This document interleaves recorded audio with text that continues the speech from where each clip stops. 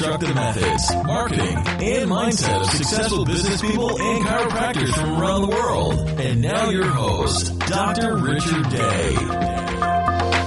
Hello, I am Dr. Richard Day, and this is the Chiro Business Mojo Podcast. Good morning, I hope you are having a wonderful day. I am having a wonderful day, as always, here behind the microphone at Chiro Business Mojo. You know, before I go too far, I want to tell you I've been hinting at this a little while, and I'm going to do it again. I am so excited about what we are working on. There is going to be a major shift in how things go at Chiro Business Mojo. We're going to continue providing you wonderful interviews with great guests week after week, but we're going to add an extra layer to the fun. I can't wait to announce it, so stay tuned. It is coming soon. Well, today on the show, I have got Dr. Tom Potisk. He operated a highly successful multi-DC family practice for 25 years. He's been elected Chiropractor of the Year by his state association, and he's been proclaimed America's most successful chiropractor by several media sources. Dr. Tom's mission is to empower DCs to gain more growth, income, and stability in their personal and professional lives. Welcome, Dr. Tom Potisk.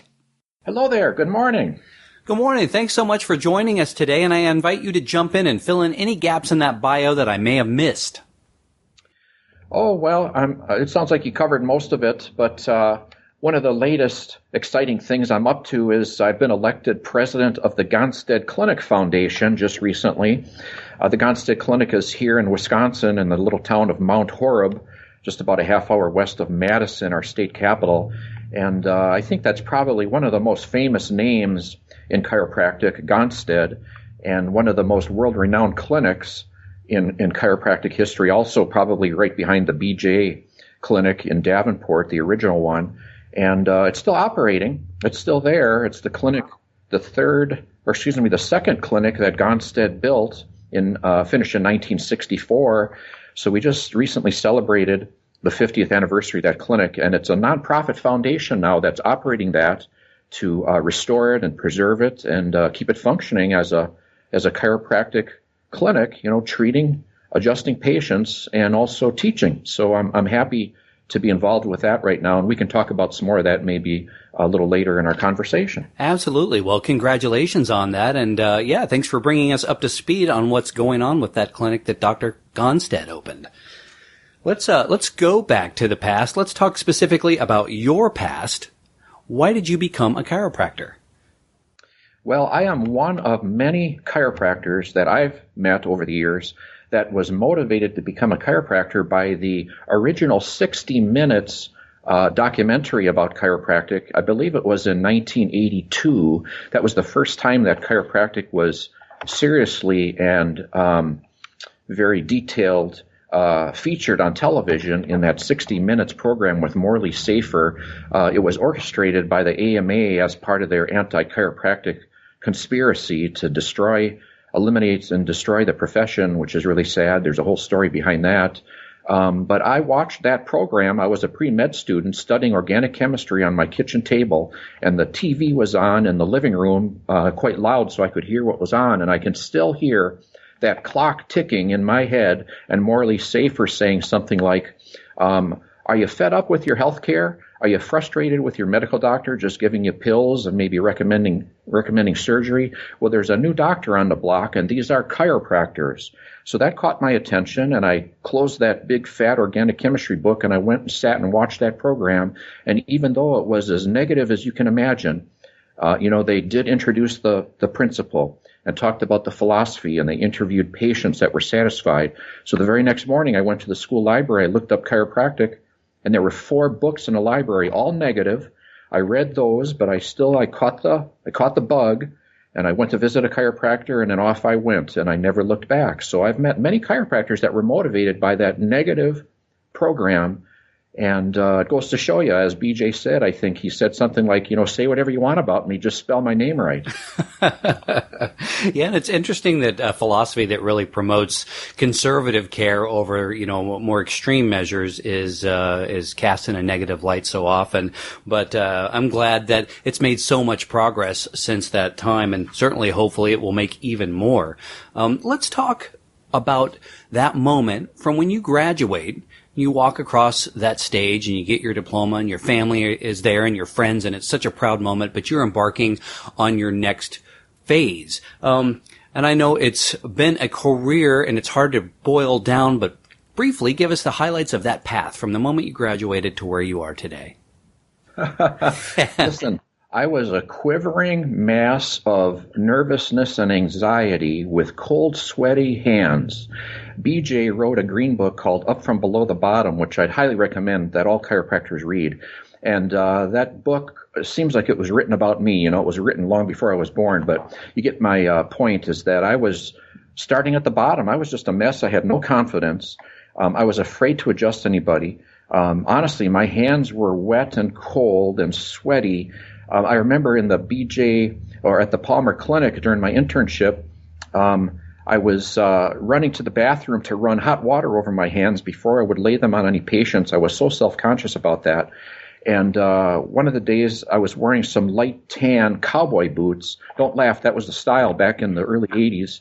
And I was wearing those, and one of the staff doctors, was watching me adjust a patient, looked down at my boots and said, "Oh, you must have stepped in some water. My cowboy boots had these water marks all over them."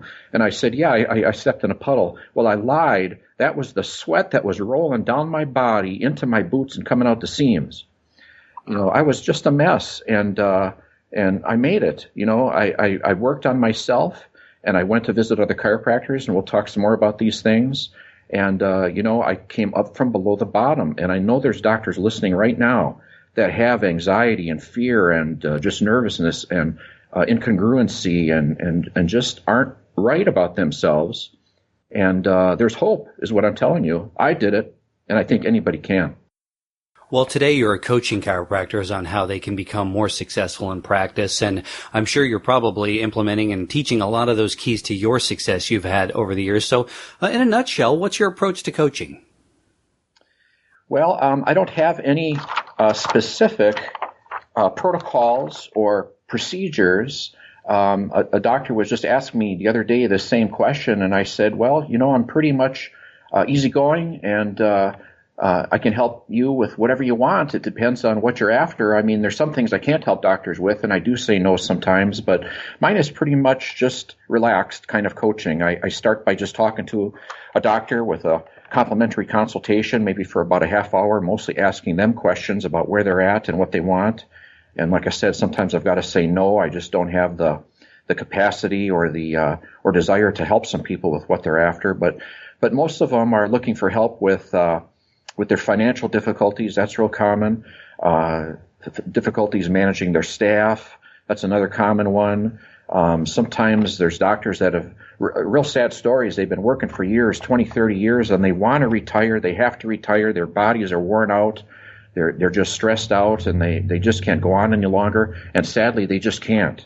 They made some major mistakes in their practice, and they're just stuck working.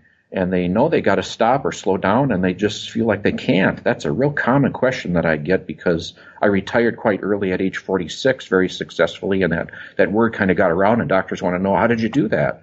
So that's a real common thing that I help doctors with. So my approach is an open, relaxed one, just starting talking to docs, asking them questions, and then going from there. Well, is there any common trait that you see in the folks that are struggling and not achieving the success that they wanted? Yeah, there's a couple of common threads.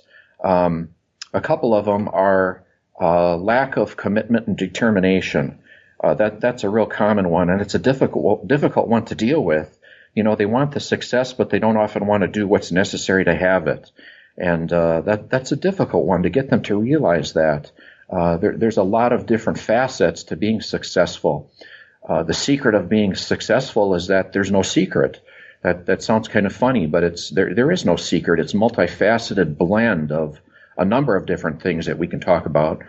And that's probably the most common thing I see is lack of commitment and determination, being willing to do what's necessary to get what they want.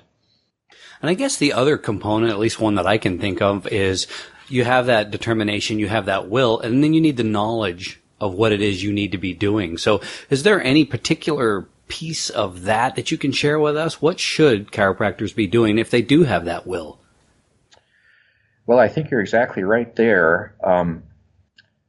You don't want to try to reinvent the wheel. Many others have done it before you if you're struggling. So one of the ways that I improved myself in what I'm doing is I would seek out doctors that were successful, and then I would try to get in their space. You'll find that most successful doctors are very open and willing to share their experience and advice. The few that you run into that aren't, you'll find out usually are not worth spending time with anyway. They're probably not as successful as they portray themselves to be. So I think listening to podcasts like this with the successful doctors that you interview, meeting doctors in your community that you perceive to be successful, they kind of stand out. And oftentimes they're very humble. The ones that are truly successful are quite often very humble, not always, but the most successful ones that I found are that way. They're usually the quiet ones in the back of the room that don't brag or don't show off very much. Those are the ones that I think I learned most from, and I could relate to very well, probably because I'm humble. Some people have accused me of being humble to a fault, but I have found that I learned the most from those quiet doctors that are not real obvious. You got to kind of dig a little bit to find those. They're usually at the back of the room being quiet. That's what I have found to be true. Well, do you mind sharing with us some of the things that you did in practice that allowed you to retire at such a young age? Well, going right back to the very beginning there, one of the issues that I struggled with were communication skills, and I find that to be so common with doctors that are struggling. For some of us, for me, for example, I had a severe fear of public speaking. And it's difficult to be successful in chiropractic if you're not going to reach out in your community and speak out about what you have to offer.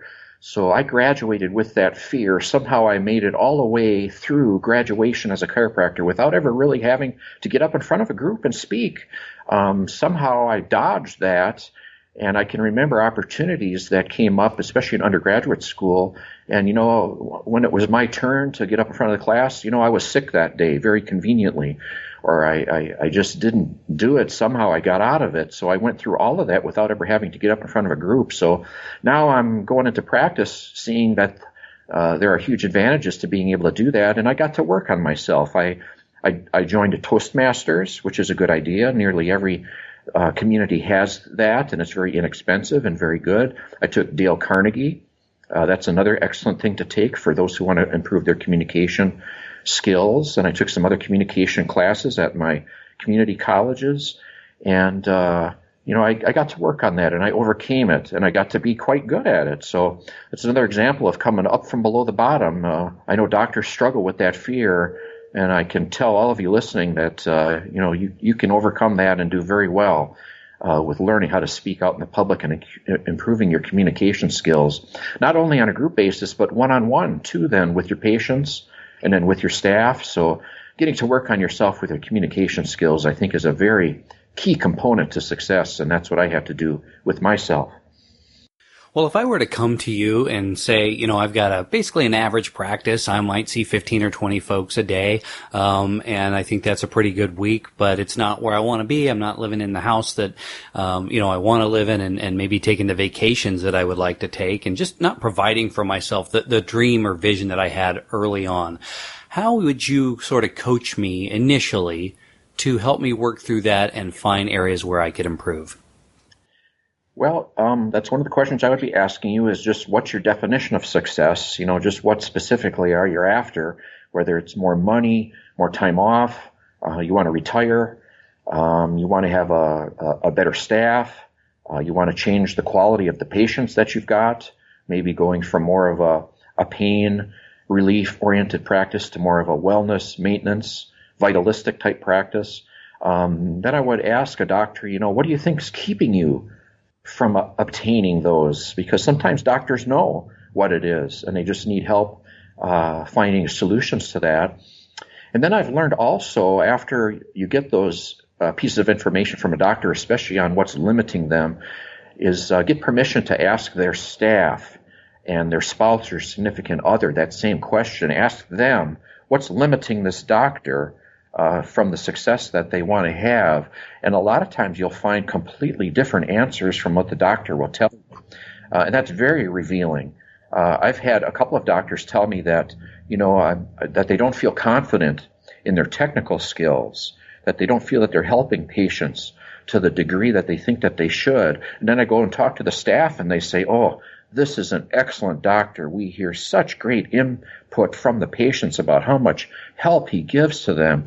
So a lot of times the doctor's not realizing just how good they are, and you've got to conquer that, and doing so moves them forward quite a bit. That's just one example. So if you can get into a doctor's staff and get permission for that and talk to them, a lot of times you'll get some key information about how to help that doctor.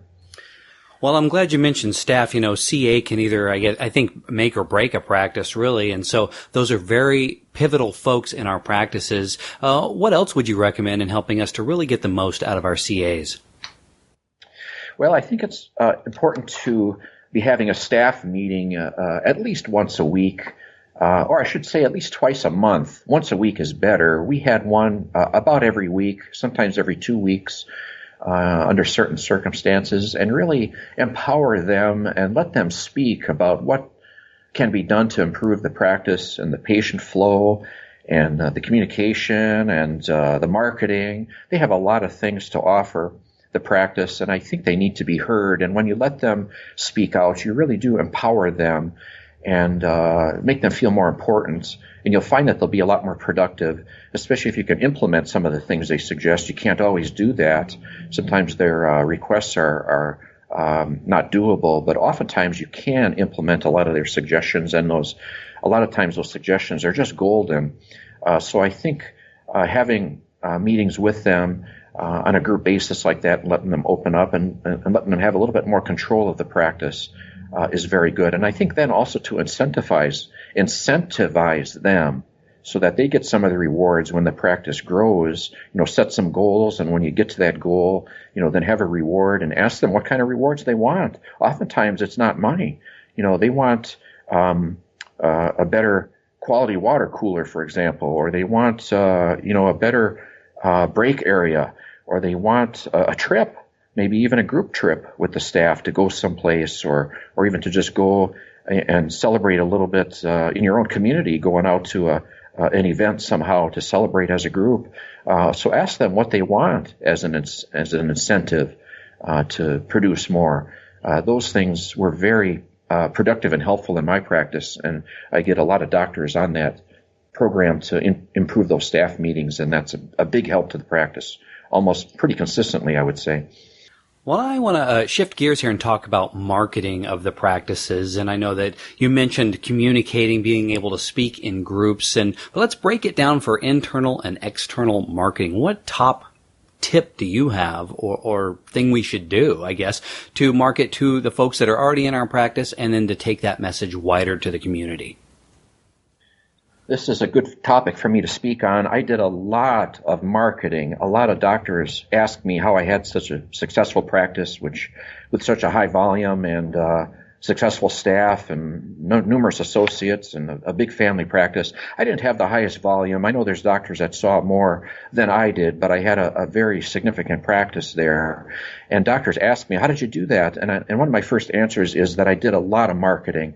I had to make up for some of my technical deficiencies. I wasn't the greatest adjuster. I was pretty good, but a lot of doctors are better than I was.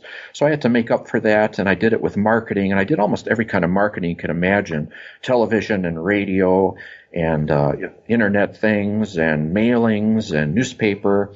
The only thing I didn't do was dinner with the docs. And now that I see how that works for many doctors, I wish I would have done that. I think that would have boosted my practice even some more.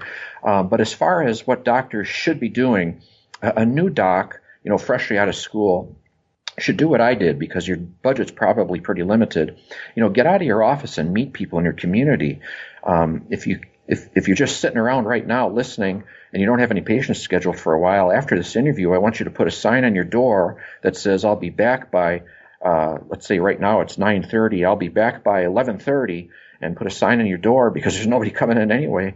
and then go out and meet people. Go right down your street and take your business cards and go and say hello to your neighbors on your street. That's a huge thing. And you'll find that they're all very welcoming and happy to know that you're in the community and what you're doing. You'll get some referrals from that. Some of them will become patients probably on the spot. You can bet that there are people looking for you and what you've got. That's what I have found. So get out and meet people. Get involved in the community. If there's a Chamber of Commerce, get involved with that.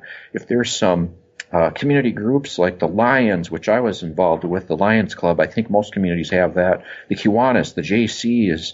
There's all kinds of civic groups out there, church community and organizations that you can get involved with if you belong to a church or you want to join a church. Get involved with that. There's all kinds of benefits that don't cost anything for a doctor to start boosting their practice right there. So get out and meet people. For an experienced doc that's got a practice that's maybe kind of stuck, I have found one thing that boosts a lot of practice is get something in your community's parade. Almost every community has a parade.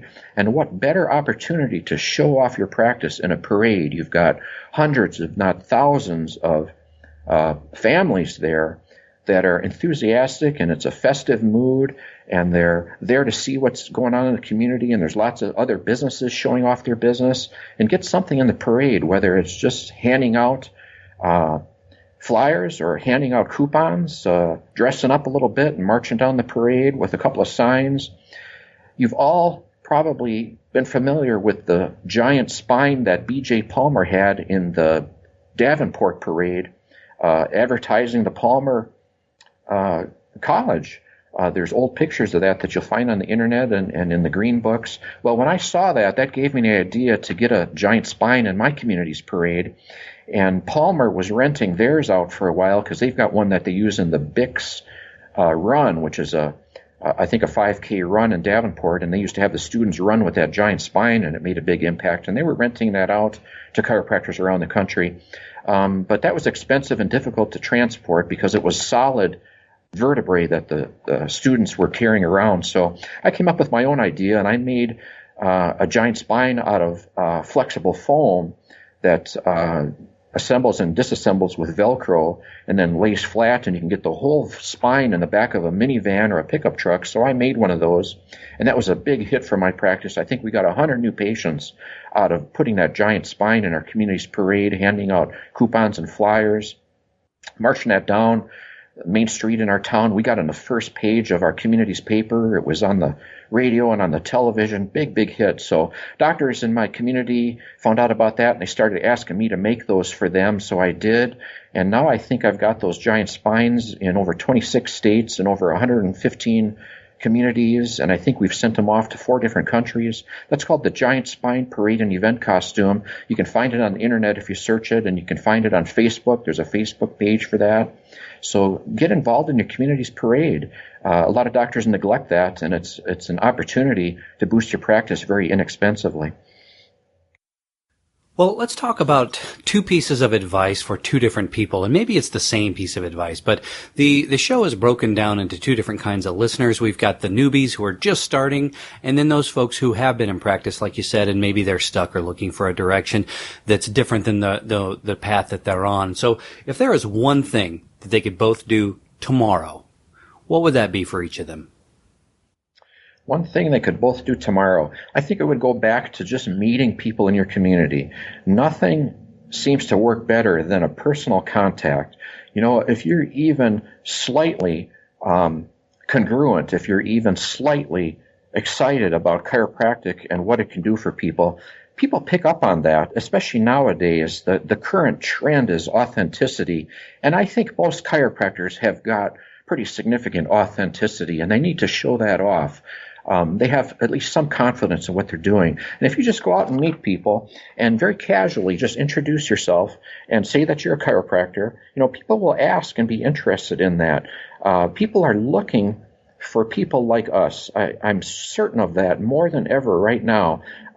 There's more opportunities right now for chiropractors than I think there has ever been before. I'm very optimistic about chiropractic and what it's going to be doing in the future. I know there's still difficulties with defining what we do, and there's arguments among chiropractors, and we are our own worst enemy. But aside from all that, this is such a tremendous profession. I still don't think that there's a better one after my 30 plus years being involved with it. I think there's still tremendous potential. I think chiropractic practices are going to be doubling in the future in volume and in productivity. So just get out and meet people. It doesn't cost anything. Most doctors are locked up in their offices, and then they take care of the patients that they've got, and then they go home. I think that's got to change. Doctors need to get out in the community. You got to get involved in your Chamber of Commerce. I started in that, and I worked myself right up to the presidency of my community's Chamber of Commerce, and that was a big boost to my practice. And just being yourself and letting people ask questions and just letting them see that you're just a regular person with a big idea that's fresh and that you've got what people are looking for. You don't have to get into the philosophy in any detail. Keep it simple. And when people ask you questions, maybe start out by just answering their questions, which are usually going to be about pain, because that's most people's perception about chiropractic, sadly, at this point. We all know that it's a lot more than just that, but it's okay to talk about relieving pain for people. That's significant, and it's a way to start. And I think that that's the best thing for any doctor to do, whether if you're fresh out of school or been in practice a long time, is get out and meet more people in your community. You can't go wrong. Well, you have had a lot of success in your life, and we've talked about ways we can be more successful in this show so far. Let's take a step back to the bigger picture of really success in general. And we learn so much from our successes, but we tend to learn even more from our failures or the obstacles and challenges that we've overcome in life. So is there something like that you could share with us, either chiropractically related or not, and what you learned and how you overcame that challenge? As I said earlier, success is very multi-talented. The secret of success is that there's no secret. I'll tell you a couple of words that are involved with being successful. It's planning. It's improving your skills. It's learning from pros. It's then implementing what you've learned. It's reevaluating and then making changes. It's about being sincere and congruent and getting enough rest. Those are all involved in being successful, and the amount of success that you want varies. You know, I had a lady that I talked to not too long ago, and all she really wanted was to see maybe 20 to 30 patients a week for a few hours, and then spend the rest of the time with her family, because she had 4 small children, but she wanted to be both. She wanted to be a very good mother, and then she wanted to at least be helping a few people. So in order to do that, I had to set her up with a practice with associates so that they would generate enough to support having an office, because there's expenses, you know, there's rent and utilities and such. And the few people that she was able to see wasn't enough to support that. So for her, that was success, to just be able to have an office and see 20 to 40 patients a week. Another doctor called me, and they were one of these who was kind of stuck practicing 35 years, and because of some mistakes that they made, they were not able to let go. They needed to keep practicing. Well, we had to work hard on that, getting them associates again, and finding one that'll take over their practice. That's called there's a book called Good to Great, which I highly recommend, by Jim Collins. That's one of my favorite books that I would recommend to chiropractors. And there's a whole section in there about finding somebody to take over for you. That's the key to retiring successfully. So success is so multifaceted, it's difficult to talk about, but those words that I said are all part of the multifaceted aspect of success, and then it just depends on what you want to do. Well, who are your personal heroes? You know, I think my personal heroes are all the DCs, all the chiropractors who persevered during the AMA's anti-chiropractic campaign. I've always had a specific interest in that. I've studied it, and I'm writing a book about it called Sore Throat, probably to be released in the spring. It's a historical novel about that anti-chiropractic AMA campaign. It's just one of the dirtiest things I think I've ever seen. And that was between the 1940s and then ending about 1985. So I caught the tail end of that when I first started practicing. There was so much negativity. You know, I would go out and meet people, and the negative aspects that were portrayed by the AMA would come up, like, you know, you guys aren't real doctors, and I heard you hurt people, and I heard that you guys take too many x-rays. And that was all nonsense portrayed by the AMA to discredit us. So I really have a lot of respect for doctors who persevered during that campaign, which lasted about 35 to 40 years. That was very stressful for them, but they hung in there and they stuck with practicing against all that negativity. I have so much respect for doctors that did that. A lot of them even went to jail, and there's a few of those guys still around. So those are my personal heroes. If I could give all of them a gold medal, I would. Well, is there anything that you do on a daily basis that helps you really be successful and maintain success? Things like affirmations, rituals, or any other habits you do? There is. For one thing, I'm a Christian, and I read my Bible every day, and that is so motivating to me. I'm a student of the Bible. I go to a men's Bible study every week, and I try to read at least a little bit of the Bible every day. I like going on this website called BibleGateway.com. You can get a Bible scripture there every day, and a lot of times those are so appropriate to what I'm doing. I think those are there for a reason for most of us. So get into the Word if you're a Christian. If you're not, I would still highly recommend looking at it, because I think you'll find more truth there than you will anywhere else. Other things I do is my wife and I, we try to practice what we preach. So we don't eat perfectly every day. Our lifestyle isn't perfect. We like to splurge and have some cake and maybe an alcoholic beverage on occasion. But a couple of things we definitely do is we have a big salad every single day. We even make a meal out of it by adding some healthy protein, like some oily fish or some walnuts or some almonds or a hard-boiled egg to that salad. We exercise and get physical activity every day, and we vary it because one of the most common reasons people don't keep that up is boredom. So, maybe one day we'll go for a walk, another day we'll go for a bike ride, another day we'll swim if that's available, another day we'll cross-country ski. We live here in Wisconsin, so we're looking forward to our first snowfall, and that looks like it's coming this weekend, so we'll get our cross-country skis out. But we work at getting some physical activity and exercise every single day, and I think that's so important to get out and move, especially for chiropractors, because for most of us, it's a physical job, and I think we need to be taking better care of ourselves physically, especially our structure that way. I get adjusted at least once a week, sometimes more, just as maintenance and wellness. I feel great. I'm 55 years old, and I get people that tell me all the time that I look and move like I'm in my 30s.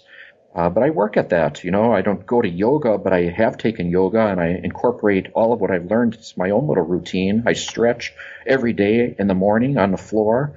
I do some deep breathing. That's been very helpful to me. I do read a bit of chiropractic philosophy. I'm not a fanatic about it. I have read the green books. I don't read them regularly. I've never read them all, but I do listen to podcasts like this about philosophy, and I go to philosophy seminars, and I find that so motivating. There's all kinds of things to learn there that can be helpful to your practice. So I think doctors really need to work at all of that, and I think that's one of the keys to success is putting effort into all those things. Yeah, all of it certainly does require effort, and I really agree with your point about keeping ourselves in some sort of physical shape, not only because the job is physically demanding, but I think we have more credibility in the realm of healthcare when we are healthier ourselves. Absolutely. And when I was talking earlier about asking doctors, what's holding you back, and then I asked them, do you mind if I ask your spouse or your significant other and your staff that same question? It may help me. Once in a while, a doctor will say no, that they don't want me to talk to them. And that's usually a clue right there that doctor is incongruent, that they're not practicing what they preach, and they're ashamed, and they don't want me to find out about it. So doctors, if you're hesitant about somebody asking your staff, your significant other, your spouse about what might be holding you back, I'd say start looking into your congruency. You may not be as authentic as you should be. So that's a little hint right there for you docs that are listening. Well, we are fast approaching the end of this interview, but before you go, we have a few final thoughts. What's the best business advice you've ever received? The best business advice I ever received, I think it's probably from a doctor in northern Wisconsin that I visited. And he was one of these very humble types, very much kind of low-key. Not too many doctors knew about him, but I heard that he had a 6-week waiting list for new patients. So I had to find this guy and go out of my way to go visit this doc. And he asked me to not use his name because he doesn't want a lot of doctors coming out to see him. But he does have that, very rare in chiropractic, to have a 6-week waiting list for doctors that want to come and see you. So I went and saw him, and one of the pieces of advice that he gave to me was, listen, Doc, he said, everything's going to be okay. He said, I know you got difficulties, and we talked about some of my struggles. And he said, everything's going to be okay. And that put me at such ease to see this doc who was just a regular person. And he said, listen, Doc, just relax, because he could sense my stress and my anxiety. And he said, everything's going to be okay. So I know doctors are listening to this right now, looking to improve themselves. And I'm going to tell you, doctors, everything is going to be okay. But you do need to take action with the things that you're learning. Well, what is the best way for people to connect with you, find out more about what it is that you do? Well, I've got a website, and it's tompotisk.com. That's my name, TOMPOTISK.com. There's information there. I've written a couple books for the general public. One of them is called Whole Health Healing. And then I've written a book for chiropractors called Reclaim the Joy of Practice. It's an advanced guide for advancing doctors. That's available there and also on Amazon. And then I'm on Facebook. Look me up, Tom Potisk. And you'll find that giant spine costume if you look up giant spine chiropractic costume, and you can reach me that way. And I'm always looking forward to talking to chiropractors. Everybody's welcome to contact me on email or give me a call. I love talking with DCs. Well, Dr. Tom Potisk, thank you so much for joining us today, sharing your wisdom with us, and thank you again for everything that you do for the profession, the people that you are helping each and every day to become better chiropractors and better representation, or better representatives, I guess, of our profession. And thank you, Richard, for what you're doing with this podcast and other things you're involved with. I know you're part of the movement to improve chiropractic, and thank you on behalf of the profession. We love you. Thanks for listening to the Chiro Business Mojo podcast at www.chirobusinessmojo.com.